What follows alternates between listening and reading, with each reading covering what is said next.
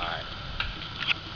Alright, what's happening is whenever they work on the street, they use air pressure to clear the line. And whenever they clear the line in the main sewage, it comes up through the house drainage.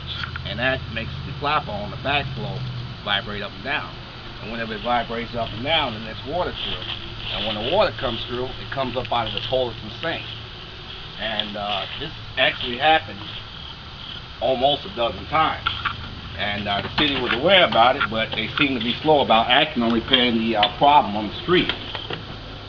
As you can see here, this is prior damage to where the water come up in the house and actually flooded out and came out into the hallway. And they had the rug tore up, and we were never able to replace it because of the funds and the cost in order to get this place straightened out. You can come through and you can actually look and you can actually see some of the previous damage that happened. And like I said, this is not the first time. This is probably around a dozen times. And you're looking at all types of different types of bacteria, not including salmonella.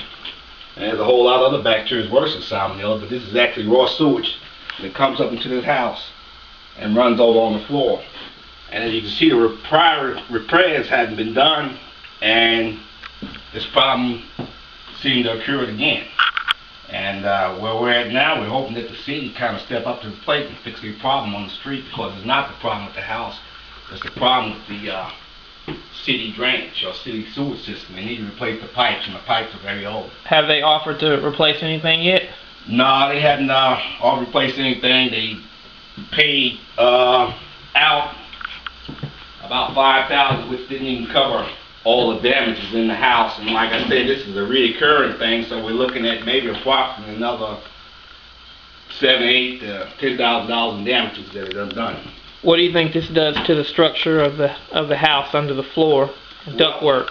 Over a period of time, it weakens the structure, and it creates health hazards for bacteria and different type of origins that grows in raw sewage.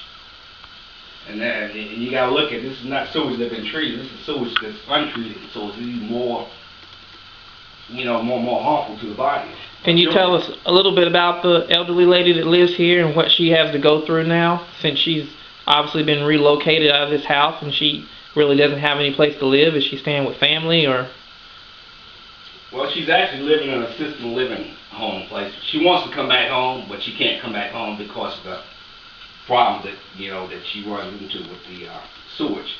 And she's 83 years old, and she really wants to come back home. My father bought this house for her, and it's paid for, and she actually can't even live in a house that was bought for and it's paid for. Looks like the sewage came all out here and possibly under the floor. Yes, the sewage came out here, and it also ran on the floor and actually through the floor onto the insulation under the house. So it's probably seeped all into the insulation several times now. It's probably... Without a doubt, it's saturated several times over. Wow.